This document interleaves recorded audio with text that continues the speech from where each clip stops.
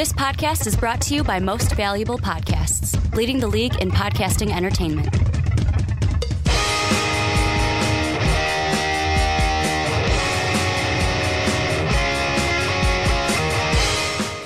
What's up, real MVPs, Ricky Widmer here, along with the Mark Weber. Dub them ease. And Brandon last week doing a great job filling in for you. Thanks again to Swanee for filling in. Mark, you're back. You're back here in the, I am here. In the studio. I don't remember why you couldn't make it last week. I think I even said on the podcast, I don't know why Mark's not here. I know he told me, but I can't remember why. But the thing is, I bring that up because last week, Brandon dubbed them ease. I didn't even listen to him. You didn't listen to him, and you were just I thought that he said, hey, hey, hey, and I was like, oh, we can't dub those ease. And he's like, well, Ricky, I just dubbed those ease. So we still dubbed the ease last week. Brandon doesn't have any ease in his name. We talked about that. Yeah. The only ones that can truly dub the ease are you and Sean. Yeah, and Sean will and Dave. Dave's got two E's. Well, Sean does have two E's, yeah. I was forgetting about his last name. Dave, too. He's got one in Dave, one in Oster. But not if it's David. That changes everything. Yeah, but it's Dave. We call him Dave. Johnny can't, I can't, and Brandon can't. So we have 3 dub them ears and 3 not dub them ears on MVP. I can dub those eyes. You can, but it's just not as fun. Yeah. I mean, technically, we all can dub our eyes. Who says dub those eyes? Everybody can dub them. You have no eyes in your name. I have 2 eyes. Oh, you're talking body parts now. There you go. All right, there you go. But thank you guys for checking out the Onside Kick, where we take a look at NFL news and just storylines, talk about NFL week after week for you guys. We got a jam-packed show today. Before I get into what we're going to talk about, a little bit of housekeeping here. If you want to help support the channel, make sure to check out patreon.com/mostvaluablepodcast. If you join us at the $10 tier, you can come on a podcast and talk with us about whatever the hell you would like to talk about. And that could be every single month you are at that tier. Also, get yourself an MVP t-shirt to help support us as well. You can get that down below in the description or at mostvaluablepodcast.com, where you can get your MVP each and every day. And then last but not least, please go into iTunes and Apple Podcasts. Too Old a Game, now on iTunes, so you can do this just the same with them. But please give us a 5-star rating and let us know why you like listening to the podcast each and every week. But Mark, like I said, jam-packed show. We're talking about the Steelers for the 3rd time since the regular season, or something related not really the Steelers. To the Steelers. We talked about the Le'Veon Bell situation last week. Brandon and I talked about the Antonio Brown situation. Now we're bringing up the Steelers again, because where should Le'Veon Bell be traded, as they are listening to trade offers from teams. Then we're going to jump in to the Cleveland Browns and kind of talk with Baker Mayfield. Can he lead the Browns to the playoffs? And then we'll look at the Dolphins winning the AFC East before we make our picks for week numero 4. Numero quattro is what I meant to say. There you go, numero number 4. Numero number quattro. Number quattro. But we're looking at Le'Veon Bell and what teams should he be traded for, or who should trade for Le'Veon Bell. I'll let you go first. What is your first team that you want to throw out who should trade for Le'Veon? The first team I'm going to throw out is a team I've already mentioned on the podcast, and that's the Green Bay Packers. They need a running back. They do. When they had a running back, they won a Super Bowl. And Aaron Rodgers hasn't really had that great running back ever since. Eddie Lacy gave everybody a little tease that he might be a great running back, and it just didn't really work out beyond that first time that we all got to see him. And you know, for right now, Aaron Rodgers needs some help because they're having a little bit of some trouble protecting him. He can't do it all on his own. He's been a little bit frustrated. His wide receivers were, at the beginning at least, not doing as well as he wanted them to do. He got quite upset about it, in fact. He needs some help. Now, really, he needs help on the defensive side of the ball a little bit more than offense, but he really does need that running back. He also needs help from the refs, not calling these roughing the passer penalties that are going against Clay Matthews. This is the Bears fan in me, so I'm going to put that out there so you all can just ignore it if you're a Packers fan. The Packers are finally getting what they deserve for all those holding calls that they've been getting, and the fact that the damn rule exists because of Aaron Rodgers anyways. Even though I fully admit that this last one for sure, there was no reason why Clay Matthews needed to get called on that. It was a hit. But you know what? I don't feel that bad for the Packers. when it comes to it because the rule exists because of your quarterback anyways. But anyways, I know that Jamal Williams is doing all right, but all right is only one thing. Imagine what Le'Veon Bell could be doing for the Green Bay Packers, and I would hate it because I'm a Bears fan. You would hate it because you're a Vikings fan. Yeah, we can still It would beat suck. It would be terrible for them to have Le'Veon Bell. But getting an addition like Le'Veon Bell, right now the Green Bay Packers, people are in the discussion of, I don't know, are they even going to make it to the playoffs? It's week 3. Let's calm down. They're still going to be in the discussion and still at the very least competing for the wild card. But that instantly puts them, in my eyes, from what we've seen so far, in the, Green Bay Packers can probably win the division. Well, and the reason why the Packers are one of those teams I wasn't going to bring up because I knew you were probably going to throw them out early on, but they're a team that I think, you know what, they should, if they're not pursuing Le'Veon Bell heavily, they should be pursuing Le'Veon Bell heavily because not only do they, like you said, need a running back, the thing that Le'Veon can help with is your old quarterback? No, not he's just 34. That. He's not just a runner. He's a receiver, so he can fit into what Green Bay wants to do. And I know you already said this, but I'll give exact numbers. The last time the Packers had an 1,000-yard rusher was 2014 and 2013. Both were Eddie Lacy.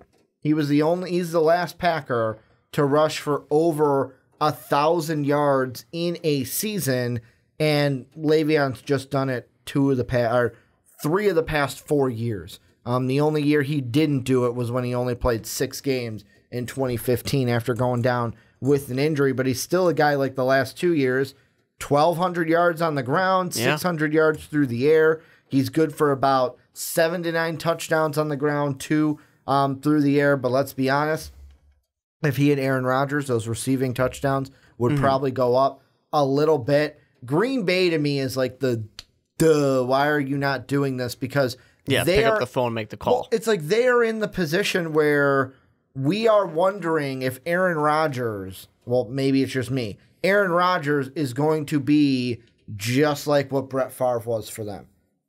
Hall of Fame quarterback, only won 1 Super Bowl. Yeah. Where we're looking back on, hey, man, you probably should have won more Super Bowls. And really, it's partially because the team and the organization never gave the man the support he needed to be the best that he could be. It's not a one-man sport. If it was, Drew Brees and Aaron Rodgers would win the Super Bowl every damn year. But instead, you have these great teams that go and they can do it. The Patriots, yes, we know that Tom Brady, we all say, is the GOAT. Part of the reason he's the GOAT is because that organization is so damn good, including the coach, including the fact that they're able to go and just pick and pull people from wherever and make them into talented players as well. But then you have other teams that are built just absolutely solid. Look at what the Jaguars were able to do with just an okay quarterback in Blake Bortles. You know, when you can build these type of teams, you can give your quarterback something to work with. And it's hard because a guy like Aaron Rodgers demands money. But you only have a limited window. I mean, the man's 34 years old. You got maybe 2, 3, 4 years left of him.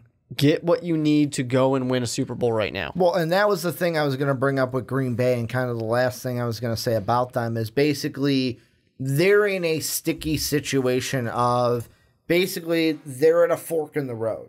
And one fork is trade for a guy like Le'Veon Bell and have to give up draft assets to get Le'Veon Bell, who, yes, is a younger running back, but you're giving up first-round picks to get him. Or you say, you know what, we don't need Le'Veon Bell. We're going to go through the draft. Because this is a team that, because of their trade with the Saints last year, they're going to have 2 first-rounders this year, and they're going to have their first-rounder in 2020, obviously. And the reason why I bring up that is I know this is apples to oranges, but the last big guy we saw traded to your Chicago Bears, Khalil Mack, maybe I'm a little bit just, like I said, apples to oranges, but I would put Le'Veon might be a little bit higher because he's offensive, not defensive, but I would put the value of Khalil Mack and Le'Veon Bell in the same ballpark, even though you might ask more for Le'Veon because of the position he plays and the side of the ball that he's on. But like if you look at it, the Bears gave up 2 first-round picks, one in 2019, one in 2020, along with their 3rd and their 6th as well. I'm just focusing on the first-round part. The Packers have the ammo to make a deal like this done. Yeah. The question is, can you get by giving up a 2019 and a 2020 and then just backloading non-first-round picks? Or would the Steelers be greedy, ask for the moon, and go, no, we want both your first-rounders this year and your one next year? They could, but I mean, the hard thing for any of these teams, because we got some more teams we're going to talk about, is all these teams need to go out there and essentially say, all right, it's not just what the Steelers want. The other team also has to be willing to pay money to this guy because you're going to have to re-sign him. You know, you're going to have to take on that contract. So there's that component too. It's not just the picks. Well, and that's why I'll read this. This is a snippet from a SI article that came out today where they said many around the league see that as a difficult trade to get done, given that Bell does not have a contract past this year, and a team would be giving up a draft pick for, at this point, less than a full season of games. And then they have a quote that says, I don't see a team giving up a second-round pick because you still have to pay the player, one team decision maker said. And why would the Steelers give him away for less than that?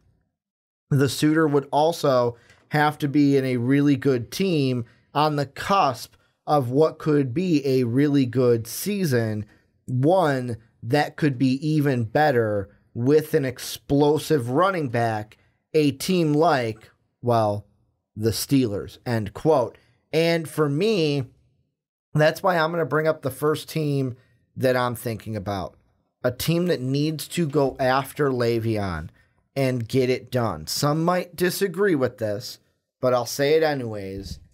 The Denver Broncos. Because they're a team right now, they've got 2 young running backs, Royce Freeman and Phillip Lindsay.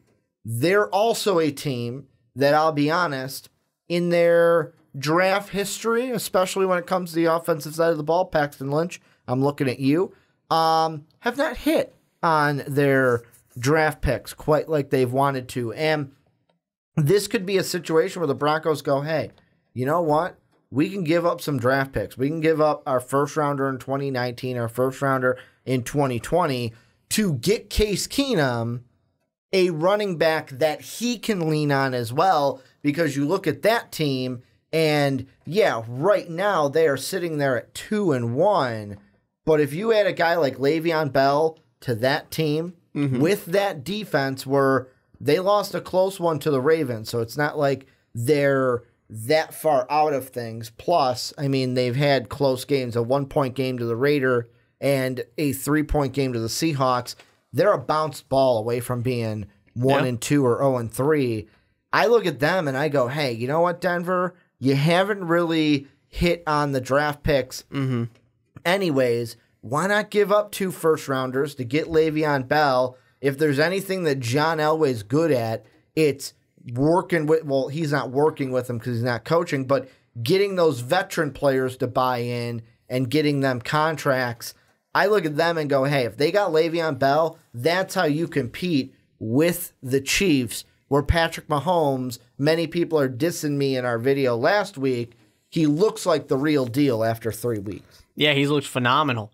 You know, he came out and he's got an amazing team around him too, and a great coach offensively who taught him how to do that S scramble that he did for the touchdown. Yeah, so I'm sure Andy Reid taught him how to do a ton of things. It's just that team is going to be so dangerous to where if you're in that division, you're sitting there going, we got to do something. Because the Chiefs are running away with this division right now, and we're probably not going to be able to catch up. We got to do something to compete. And when was Case Keenum doing well in the NFL? Last year. When he had a great running back to help him out. Well, now, I wouldn't say McKinnon and Latavius Murray were great last year, but they did great. Together they did great. The running game did great. And I don't even though Lindsey is doing well, Freeman, I like Freeman, but they're not getting really what you kind of need right now, I think. A guy like Le'Veon Bell, that would just throw it over the top. But I don't know if it'll happen. Because I also look at it just to throw it out there, because I know people are going to be like, well, Ricky, they took Bradley Chubb this year. It seems like defensively, the Broncos have had fucking great defensive picks. But like I look in the first round, their offensive picks, Garrett Bowles, who, yes, it's a tackle, so I'm not going to really say he's a bust, but like 2016, you took Paxton Lynch in the first round. Another first rounder that they took offensively, I would have to go back to, all right, they took Demaryius Thomas in 2010. 2009, though, you take Noshawn Moreno, and Noshawn Moreno early on was 2010 good. and 2009 were a long time ago in football years. But I mean, I'm looking at it, and some people are going to say, well, Ricky, that's before John Elway was even in the position that he is. But I'm looking at it to where it's like, when's the last time this team has really knocked it out of the ballpark with an offensive first-round pick? I know that those first-round picks, you might say, hey, I want to keep those because I want to get some defensive guys to boost up this defense. That many defensive guys. Well, bring them in so that when the defense gets older, they're not really getting older overall because those other guys are coming up through the ranks. I just look at Le'Veon and I go, this Denver team would be a for-sure playoff team, and it would help Case Keenum out because he's got weapons. He's got receivers in Sanders and Demaryius Thomas. He just is lacking a run game right now, and then you could have Royce Freeman and Lindsey be more of a backup role in their young years. What's another team that you're looking at as possible Le'Veon suitors? This would be great. This would be a dream scenario for everybody but the Steelers, and actually the entire NFL would hate if this happened. And it won't happen because of these two teams' history. But a team that needs a guy like Le'Veon Bell, the Patriots. All right. I know they just drafted a running back, but I haven't really seen him play. I haven't seen anything come out. So go get Le'Veon Bell right now, because the Patriots are that team where they could probably sit there and say, don't trade Gronk, though. He might retire. Yeah, he will retire. There's no might about it. He's going to retire. The Patriots are that team where they honestly could probably get away with saying, hey, we're going to get you a Super Bowl ring, so take less money, and then you can go walk off into the sunset and get signed by whoever you want. But let's just do something short term. You'll get that ring with Tom Brady, and we'll be good to go. Because this running game for the Patriots is not very good. It is not doing what they needed to do. The whole offense is not being all that effective right now compared to what the Patriots are supposed to be and what they typically are. And there's multiple reasons for that too. But they kind of need this shot in the arm. And the Patriots, I'm not trying to say Tom Brady's over the hill or anything like that, or that the Patriots are doomed, the dynasty's over, because it never is. But the cliff is coming. I'm just saying that this team sure could use a shot in the arm right now at 1-2, losing the Jaguars game, which was a very, very tough loss for them. And that's a good team that they're probably going to see again in the playoffs.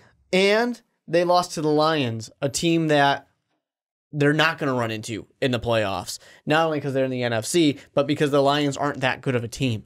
So it's just kind of this team that's kind of finding their way right now, kind of getting their feet under them. But man, would a guy like Le'Veon Bell instantly make everybody say, oh yeah, they're still our Super Bowl favorites. They're right back in it. And I mean, I agree with you that Le'Veon to that team would be a huge shot in the arm, which, by the way, every time you said shot in the arm, I just thought in my head, shot in the heart. No, not quite. Too late. That's all I could think about whenever we said shot in the arm. But for me, the thing that makes it a little bit of, I don't believe that it'll happen. Because the Steelers I don't would think never the trade Steelers Le'Veon Bell to the would Patriots. never trade him to the Patriots. And that's why, to me, the team that I look at more so than that is either the New York Jets or the Miami Dolphins, which in that same division that the Patriots are in. And right now, the Jets are the team that people are looking at. And for me, because they already tried to make it happen. Well, not just that, but they're also a team where if you're the Jets, do you want to give up draft picks?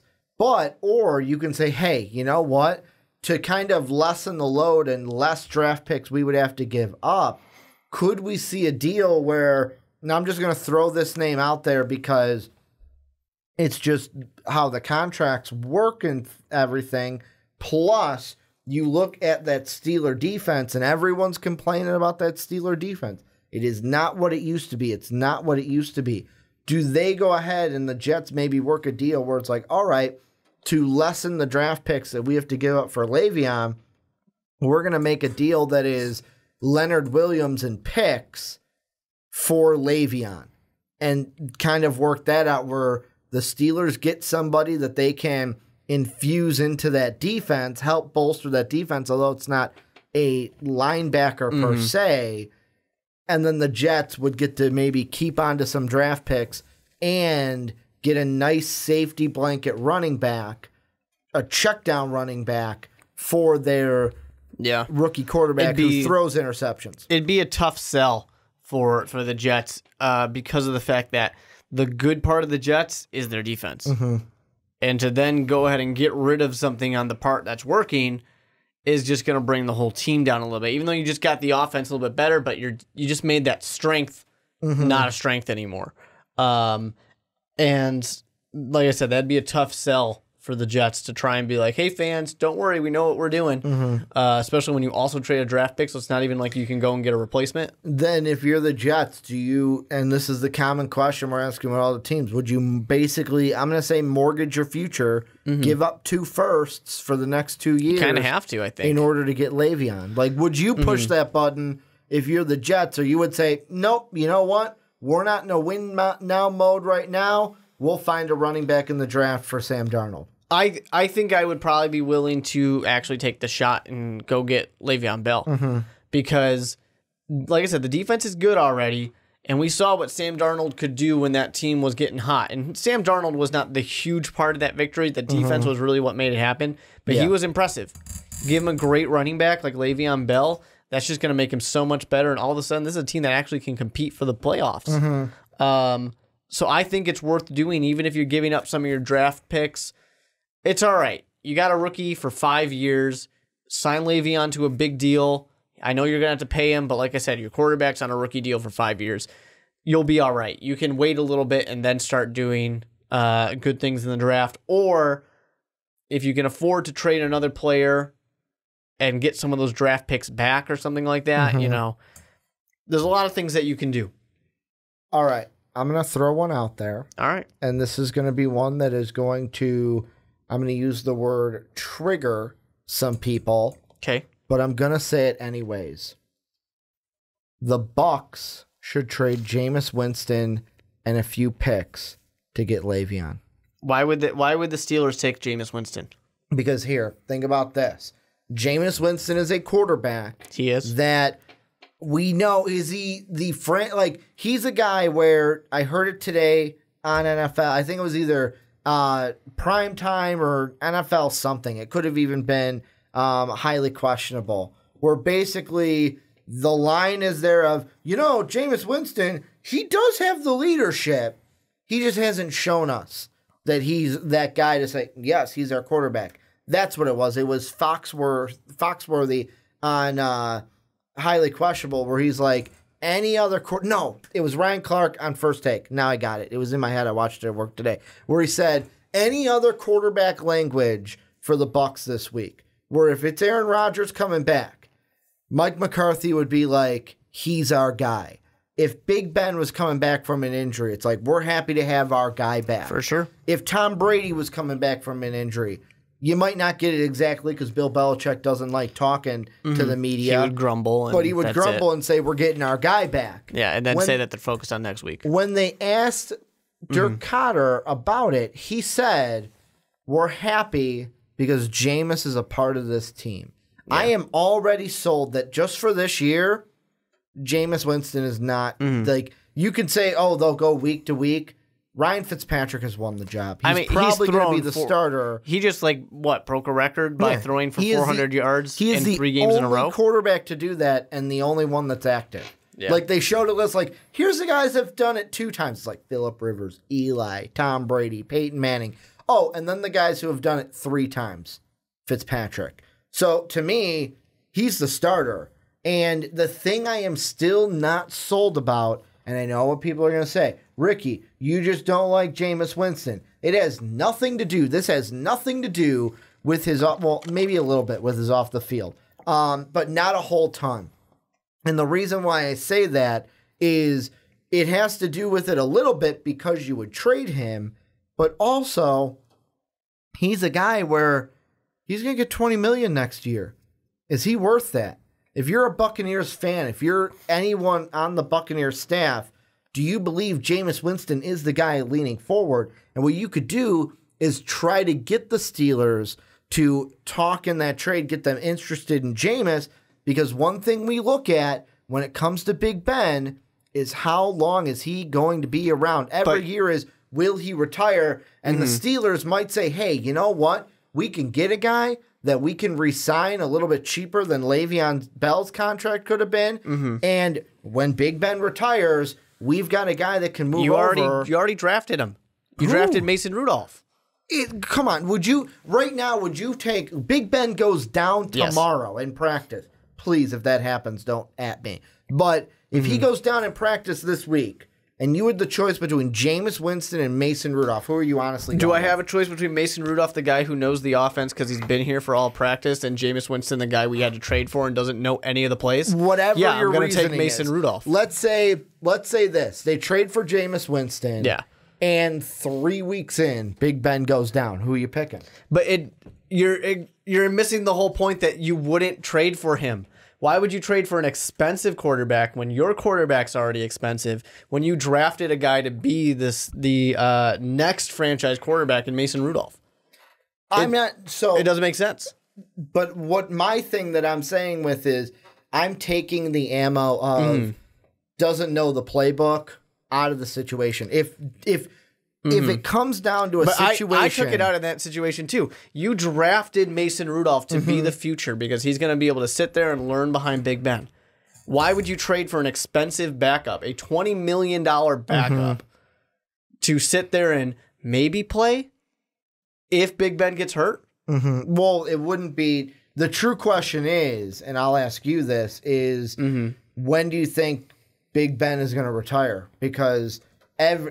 apparently everyone's like, he thinks about it every year this offseason, and he thinks about it every offseason after the season. If you look at his contract, he's got 1 more year left, and then he's out the door. So, I mean, for me, I look at it where it depends on what the Steelers are thinking. Yes, the Steelers drafted Mason Rudolph, but we've seen teams before go, hey, we drafted this guy, he's going to work up and we traded for this guy. Sure. Like, look at the Patriots. Hey, we drafted Jimmy Garoppolo. Now, that situation's a little bit different because I don't care what Sean says.